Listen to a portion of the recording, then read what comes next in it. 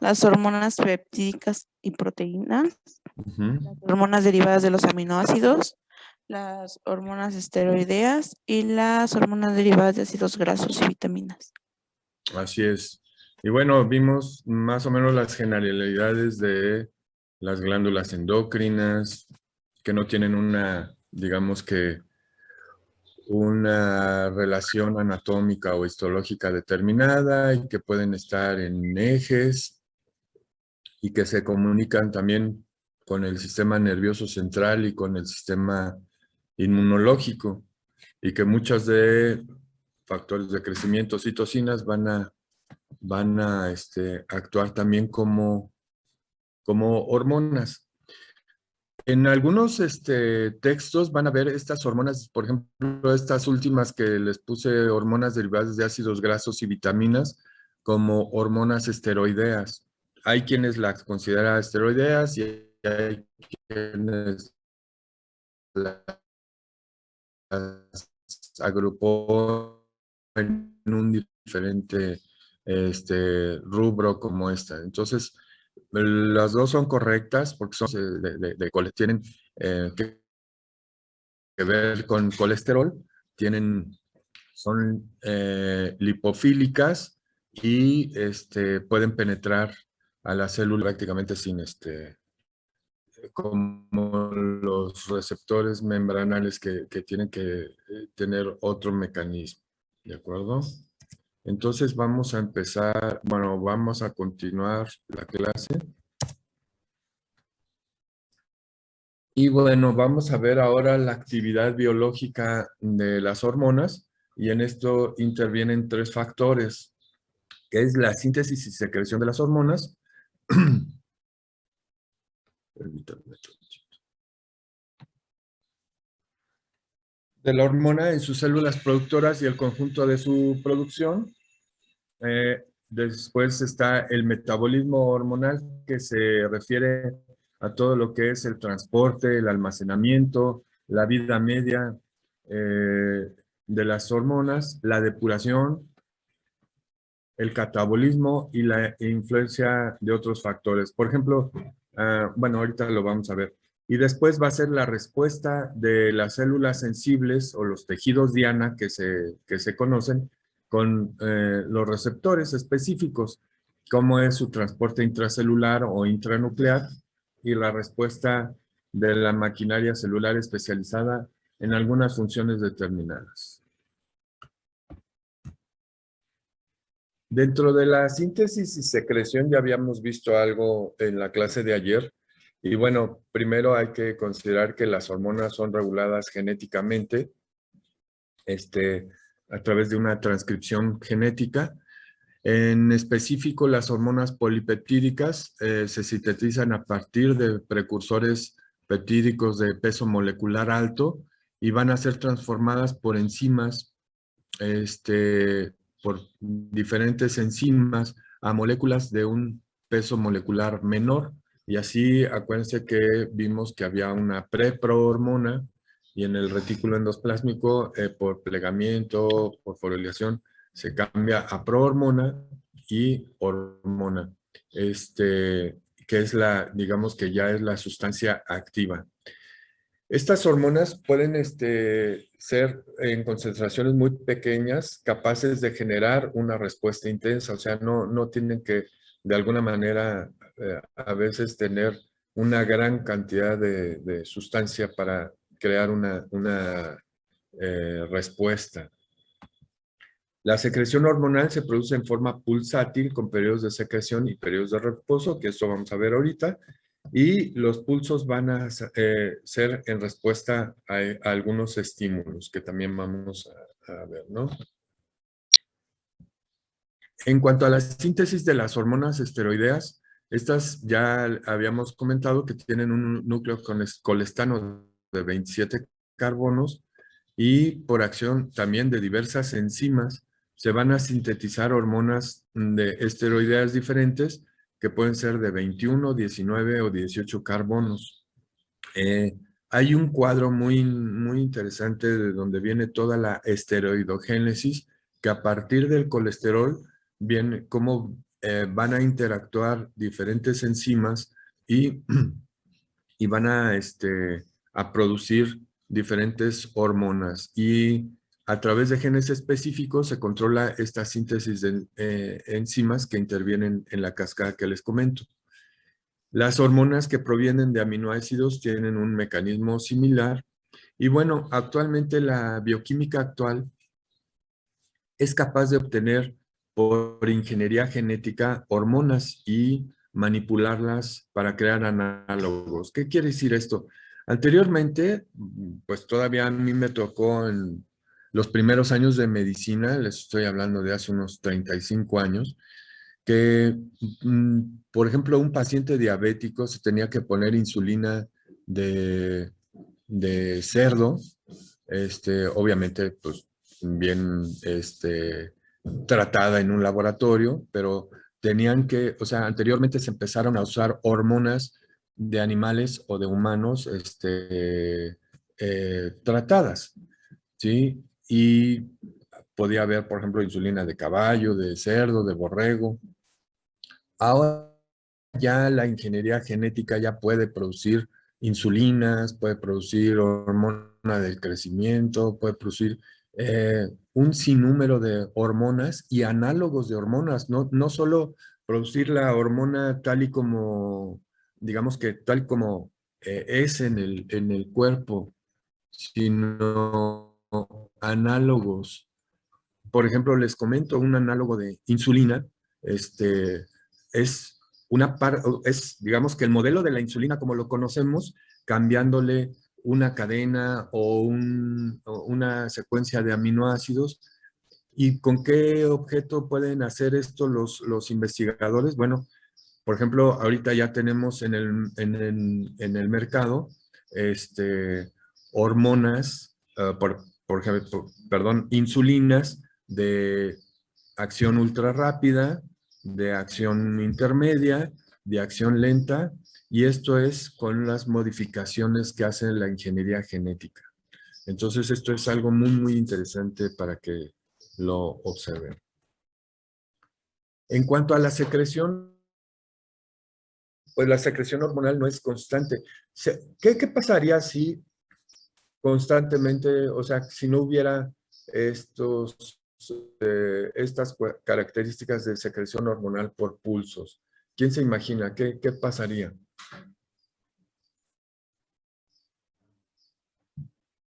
Imagínese una persona que constantemente está secretando insulina. ¿Qué pasaría? Pues estaría teniendo hipoglucemias, ¿no? Claro, entonces para esto tiene que haber periodos de secreción y periodos de descanso, y eso depende de muchos estímulos para que se produzca o para que se ponga en reposo. Por ejemplo, en el caso de la insulina, pues, ¿cuál va a ser el estímulo? El alimento. El alimento, exacto, los carbohidratos. Entonces, el alimento va a ser el impulso y ya va a ser su efecto y después se mantiene en reposo. Entonces, esta secreción hormonal no va a ser constante ni uniforme, va a ser mediante pulsos, es decir, periodos de secreción y de reposo. Esto va a permitir la adaptación al medio ambiente a través del control hormonal, y los pulsos pueden variar de diferentes formas, desde, por ejemplo, pulsos con la edad. Por ejemplo, obviamente no va a ser lo mismo la hormona de crecimiento en un chico de 7 años que en una persona de 65, ¿verdad? También, de acuerdo a las estaciones del año, también pueden variar los pulsos en el transcurso del día, y en el transcurso del día lo que más se me ocurre ahorita es, por ejemplo, en los pulsos de cortisol. El cortisol es una hormona que normalmente su pico máximo es en las primeras horas de la madrugada, y, eh, y baja durante el resto del día. O la melatonina, que también tiene un pulso ahí en la noche. Entonces, la periodicidad de estos pulsos se le conoce como ritmos. Y aquí tenemos, por ejemplo, como la relación que hay en las diferencias de horarios, por ejemplo, de la melatonina, del cortisol, de la tirotropina y de la hormona del crecimiento, ¿sí?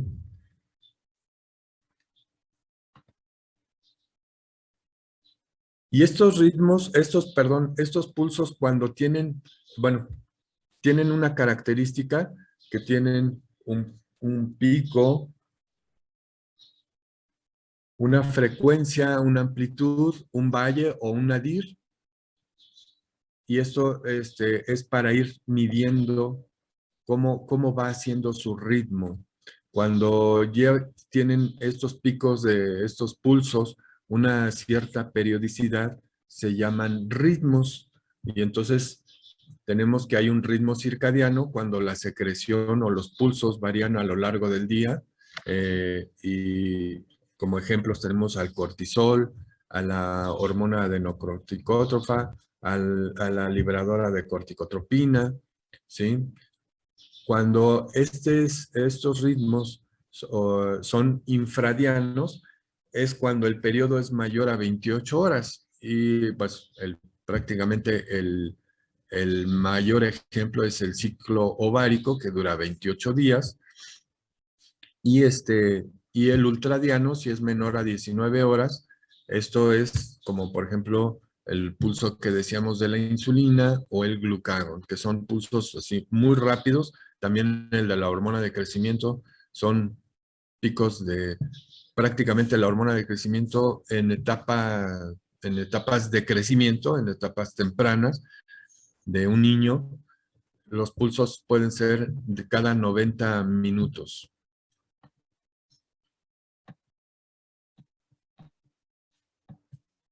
Seguimos con la actividad biológica de las hormonas y vamos a ver que el otro punto es el metabolismo. Y dentro del metabolismo tenemos la concentración. La concentración de las hormonas va a depender de la producción, de qué cantidad se produzca. Si la glándula está afectada, puede producir más o menos hormona, y de la vida media circulante. En condiciones normales, por ejemplo, tenemos una gran variedad digamos que de diferencias en la producción. Por ejemplo, y de la vida media circulante, por ejemplo, la T4 dura circulando 7 días aproximadamente, la T3 un día, o algunos peptídicos menos de 20 minutos, y algunas catecolaminas como la epinefrina y la norepinefrina pues van a tener una vida circulante de segundos.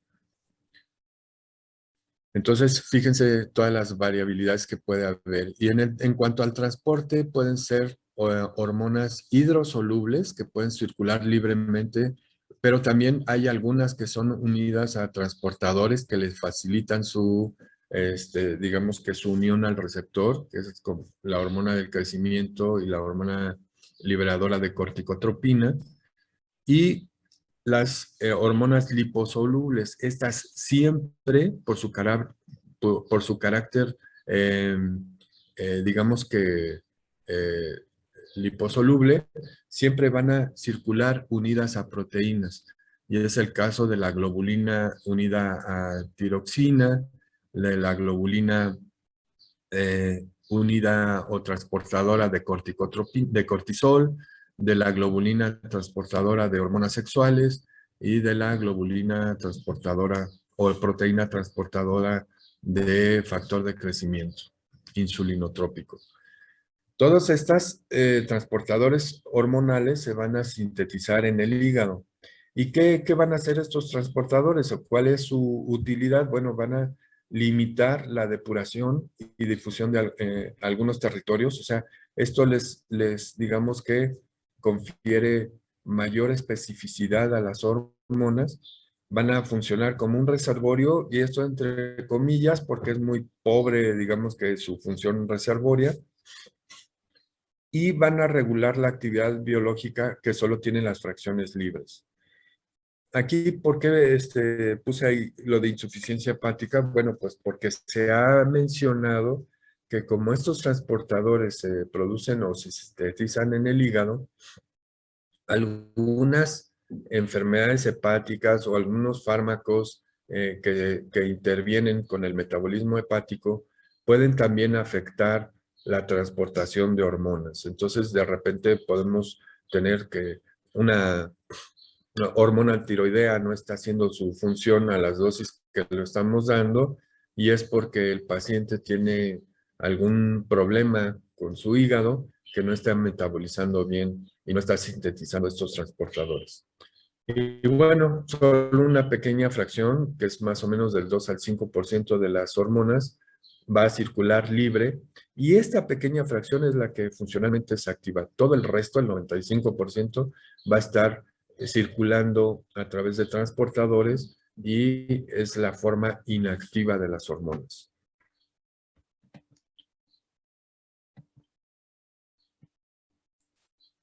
Después tenemos que hay un almacenamiento y esto, como les digo, es muy relativo. Las hormonas se sintetizan y se secretan de acuerdo a demanda, o sea, no hay una reserva de hormonas. Siempre es, si necesita el cuerpo hormonas, inmediatamente el sistema nervioso manda la orden y se crea el estímulo para producir la hormona. Si la hormona está en exceso, de alguna manera hay mecanismos que pueden inhibir la producción de ciertas hormonas. Hay veces que no se logra, pero digamos que en condiciones normales así funciona el cuerpo. Pocas glándulas tienen reserva hormonal y aquí pongo la T4 como ejemplo de que es prácticamente la que pudiera considerarse que es la única que tiene algo de almacenamiento. Ahí en los folículos tiroideos se puede almacenar tiroxina que nos alcanzaría hasta por un par de meses. Por eso, por ejemplo, un paciente que empieza con hipotiroidismo, vamos a ver que pues puede tener una tiroxina dentro de lo normal, pero ya está elevando la TSH porque no se está produciendo en niveles normales. Entonces son características que vamos a ver cuando vemos fisiología tiroidea.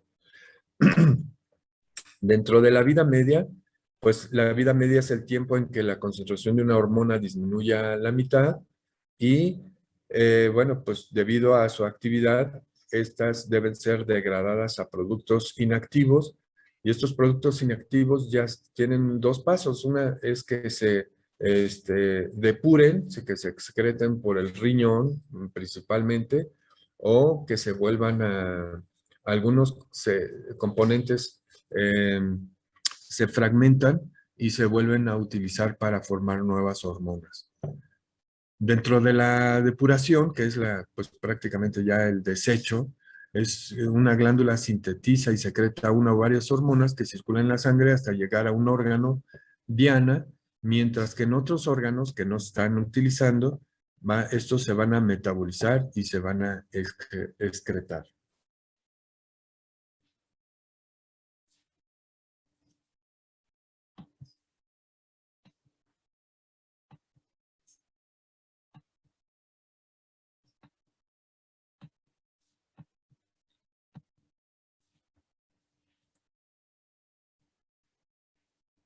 Bueno, digamos que punto importante dentro de la actividad biológica de las hormonas va a ser su respuesta en células efectoras. Las hormonas van a inducir sus acciones, ahora sí que no llegan nada más como si nada y modifican o estimulan alguna acción en la célula, sino que siempre la hormona va a llegar a donde tiene que llegar y se va a tener que unir a un receptor.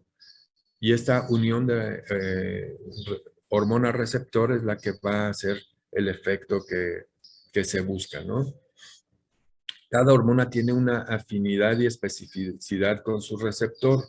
Igual les pregunto, ¿qué pasaría si no hubiera esta afinidad y especificidad? Sería un caos. Imagínense, por ejemplo, que no tuvieran receptores y que la insulina interactuara donde actúa el colesterol o, bueno, algunas hormonas suprarrenales. Entonces, sería totalmente un caos. Y entonces, por eso, cada hormona tiene una afinidad y una especificidad con el receptor. Y el número de receptores va a variar según el órgano diana. Y aquí ponemos dos ejemplos. Por ejemplo, la ACTH, que es la adenocorticotropina, y la TSH, que es la tirotropina, van a tener obviamente un número de receptores limitados, porque solo ¿dónde va a tener sus receptores? En el caso de la ACTH, pues obviamente que los va a tener en las suprarrenales. Y en el caso de la TSH, obviamente que va a tener sus receptores en la tiroides, ¿sí?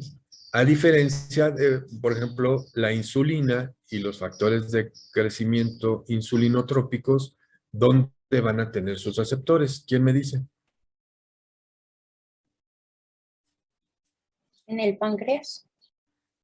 Están en el páncreas, pero además, ¿dónde actúa la insulina? Y los factores de crecimiento insulinotrópico. En hígado y músculo, la insulina. Exactamente, o sea, están ampliamente distribuidos. Están en hígado, están en músculo estriado, están en grasa, en tejido adiposo. Entonces, pues obviamente hay una gran cantidad de receptores con respecto a los otros dos anteriores que mencionamos. ¿Y cómo van a ser este tipo de receptores? Bueno, van a ser de membrana, que van a servir para recibir a hormonas peptídicas y catecolaminas. Van a ser receptores nucleares, que van a recibir a hormonas tiroideas, vitamina D y esteroides. Y también va a haber algunos receptores citoplasmáticos que van a recibir a algunos esteroides, ¿sí? Aquí hay dos tipos de esteroides o dos tipos de receptores esteroideos, que son los tipo 1 y tipo 2, que los vamos a ver posteriormente, ¿sí? Y bueno, el complejo hormona-receptor produce una reacción que expresa el efecto hormonal. Y aquí tenemos en la imagen que tenemos a la derecha, tenemos el ejemplo clásico de un receptor de membrana. Y aquí, bueno, es una clase de receptores que vamos a ver posteriormente, que son los receptores de proteína G. Receptores de membrana acoplados a proteína G. Aquí, donde dice primer mensajero, está una hormona, que por lo general es una hormona peptídica, no es una hormona no esteroidea, que se va a unir al receptor de membrana. Este receptor de membrana, cuando se une, va a tener un cambio en su conformación. Aquí está la unión, va a tener un cambio en su conformación y esta es la proteína G que se va a modificar, ¿sí? ¿Por qué proteína G? Porque son proteínas derivadas de guanina y aquí se va a modificar de GDP a GTP y esta modificación va a activar a otra proteína que es la adenilato ciclasa y esta va a originar que se forme un segundo mensajero a partir del ATP, que es el AMP cíclico. Y este va a actuar como segundo mensajero para activar algunas proteínsinasas y estas ya activan enzimas específicas para la acción que determine determinada hormona. Y así tenemos muchos, este es solo un ejemplo de cómo actúan los receptores.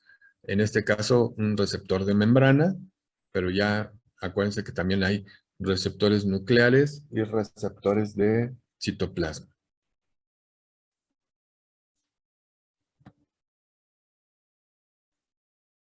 Y por último tenemos dentro de la actividad biológica la regulación hormonal. ¿Cómo se va a regular esta síntesis y secreción de hormonas? Bueno, pues se va a regular por medio de 3 mecanismos que son la retroalimentación, el control paracrino y autócrino y los ritmos. Dentro de la retroalimentación, bueno, pues sabemos que una hormona estimula o inhibe la producción de otra hormona. Y tenemos que puede haber una retroalimentación positiva. Esto es cuando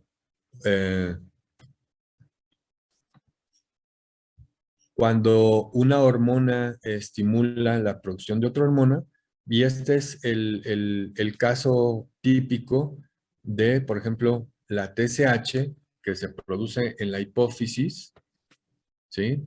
La TSH que estimula la producción de T3 y T4 aquí en la glándula periférica. Entonces, este paso se considera como una retroalimentación positiva. Pero también hay una retroalimentación negativa. ¿Qué pasa? Cuando, por ejemplo, cuando hay una gran cantidad o una cantidad óptima de T3 y de T4, ¿qué va a pasar? Bueno, pues estas mismas hormonas le van a ordenar a la hipófisis que ya no produzca más TSH, ¿sí? Porque ya está, digamos que los niveles de T3 y T4, digamos que alcanzados en su forma óptima. Entonces, esto va a actuar como una retroalimentación negativa, ¿de acuerdo?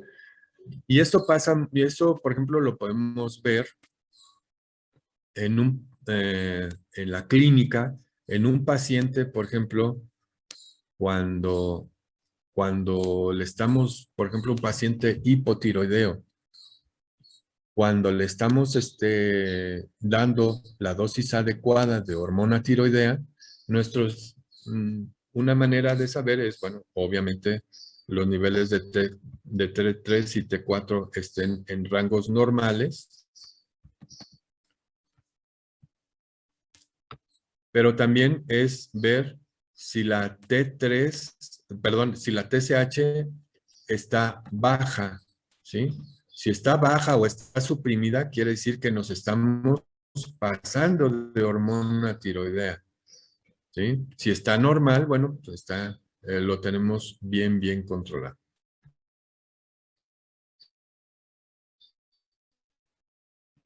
Y bueno, en esta retroalimentación participan por ejemplo, el sustrato clásico para una retroalimentación positiva o negativa es la glucosa en el caso de la función de la insulina o del glucagón, ¿sí? ¿Queda claro esta retroalimentación? ¿Tienen Sí. alguna pregunta? ¿No? Bueno. Y bueno, el otro es el control paracrino autócrino. Primero,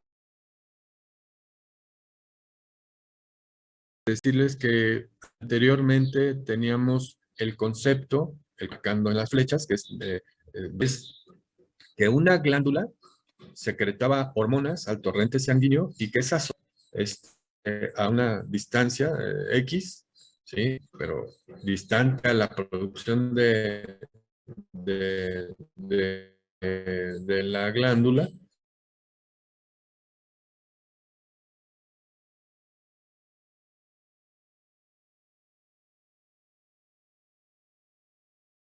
para hacer, ¿sí? Digamos que maneras de señalización de hormonas. Y una de estas es la paracrina y la autócrina. Aquí, por ejemplo, en el paracrino se considera que reguladores locales que pueden ser con mayor frecuencia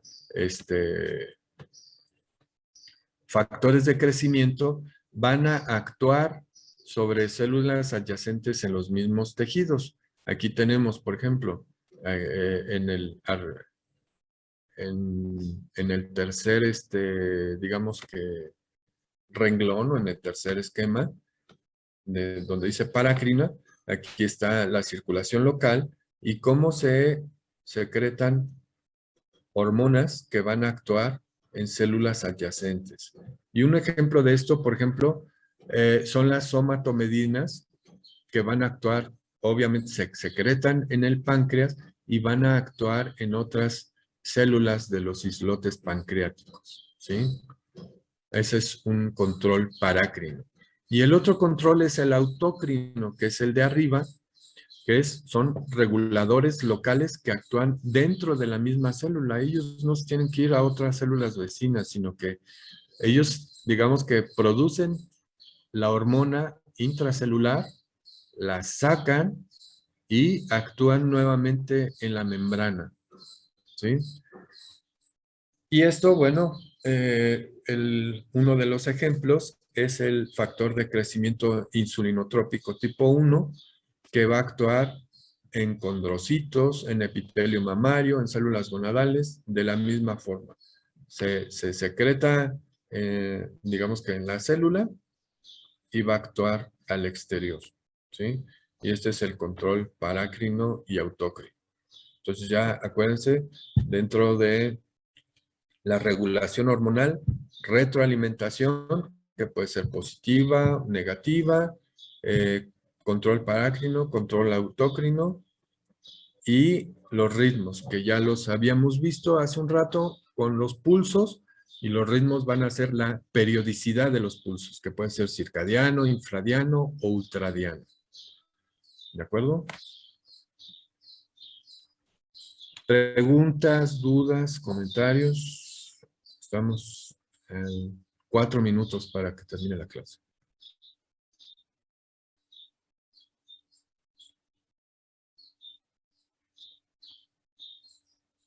¿Ninguno? Bueno, estos son conceptos, es así como que lo más pesado, porque son conceptos que tienen que ver de biología molecular y de endocrino, principios de endocrinología. Nos faltan ver receptores y ya prácticamente entraríamos con un poquito más de clínica. Creo que la siguiente clase, además de receptores, sería la de la unidad hipotálamo hipofisiaria. Y pues esto ya va a tener un poquito más de clínica. Si no hay dudas o comentarios, pues nos veríamos en la próxima clase. Y pues les encargo, todavía no he modificado lo de subir la tarea antes, pero si no, a partir del 4 de la entrega. ¿Sale?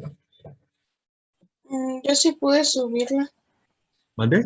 Yo sí pude subir la tarea. ¿Ya? Ay. Sí. Yo también, perfecto. doctor. Sí, doctor. Con los de la creo que no. Bueno, al menos yo ayer me fijé y pues no.